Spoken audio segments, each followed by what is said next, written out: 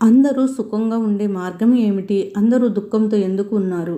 ఎందుకంటే సుఖంగా ఉండే మార్గం ఎవరికీ తెలియదు. సుఖంగా ఎవరు ఉంటారు మరియు దుఃఖంగా ఎవరు ఉంటారు? మనం చేస్తున్న కర్మలను అనుసరించి మనసా వాచా కర్మణ చేస్తున్న కర్మల లెక్క ప్రకారం సుఖము దుఃఖము కలుగుతాయి. ఎటువంటి కర్మ చేస్తే సుఖంగా ఉండవచ్చు? పంచతత్వాలు ఈ ప్రపంచంలో సుఖంగా ఉండడం చాలా కష్టం. కానీ పంచతత్వాలలో ఉండి కూడా సుఖంగా ఉండాలంటే అందుకు కీ ఏమిటి? మీకు కావాల్సింది మీరు చేయగలరు. సంకల్పం చేయగానే మీకు కావాల్సింది మీకు ప్రాప్తిస్తుంది. సంకల్ప శక్తి వస్తుంది. కర్మల గుహ్య రహస్యం మంచి చెడు కర్మలైతే కామన్గా అందరికీ తెలుసు. కానీ మంచి కర్మ అంటే ఏమిటి? తత్వాల ప్రపంచం సైన్స్ సాధనాలు ఉన్న చోట పవర్ ఉండదు. ఆత్మకు పవర్ కావాలి, మనసుకు పవర్ కావాలి. పవర్తో శక్తి వస్తుంది.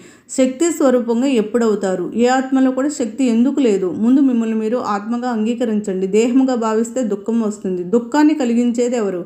దేహము మరియు దేహం యొక్క సర్వ సంబంధాల ద్వారా దుఃఖం కలుగుతుంది. మోహం కారణంగా దుఃఖంలో ఇరుక్కుంటారు.